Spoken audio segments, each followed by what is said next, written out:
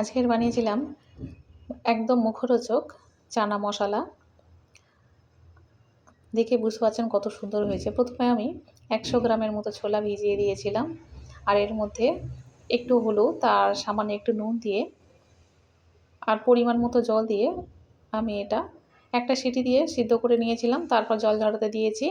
আর এরপরে ফ্রাইং প্যানের মধ্যে কিছুটা সর্ষের তেল, বেশ কয়েকটা রসুনের কোয়া আর একটা বড় সাইজের পেঁয়াজ ভালো করে তেলে ভেজে নিচ্ছি। আর এরপরে শুকনো লঙ্কা আর কাঁচা লঙ্কা দিয়ে মশলাগুলো আরও ভালো করে ভেজে নিতে হবে। আর এর মধ্যে দিয়ে দিচ্ছি 1 চামচ মৌরি।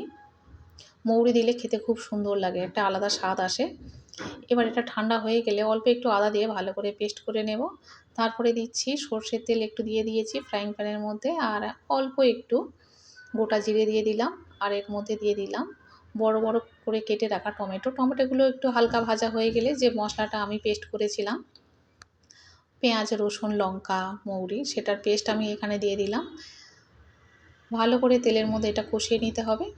এভাবে চানা চাট মশলা বানালে যা খেতে লাগে না, বিকেলবেলায় তো দারুণ খেতে লাগে। আর মশলাটা ভালো করে কষিয়ে নেওয়ার পরে এর মধ্যে দিয়ে দিলাম জিরা 1 চামচ, ধনিয়া গুঁড়ো 1 চামচ, লাল লঙ্কার গুঁড়ো 1 চামচ আর হলুদ 1 চামচ দিয়েছি। স্বাদ মতো নুন দিয়ে আরও ভালো করে কষিয়ে নিচ্ছি। কষিয়ে নেওয়ার পরে আমি এখানে সিদ্ধ করে রাখা ছোলাটা দিয়ে দিলাম।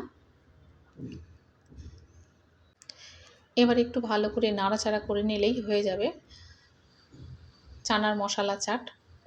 এই রকম চাট কে না খেতে পছন্দ করে, যে পছন্দ করে না তারও নিশ্চয়ই ভালো লাগবে যদি একবার খায়। দেখুন কত সুন্দর হয়েছে, দেখলেই তো জিভে জল চলে আসে। ওপর থেকে একটু চাট মশলা ছড়িয়ে দিয়েছি আরও যাতে স্বাদ হয়। অবশ্যই করে আপনারা কমেন্টে জানাবেন কেমন হয়েছে আমার এই সাধারণ রেসিপিটা। আর অবশ্যই করে লাইক, শেয়ার এবং সাবস্ক্রাইব করবেন। খেতে সত্যিই খুব সুন্দর হয়েছিল, না খেলে আপনারা বুঝতে পারবেন না। একবার অবশ্যই করে আপনারা বানাবেন। যাই হোক, দেখা হবে আবার পরের ভিডিওতে।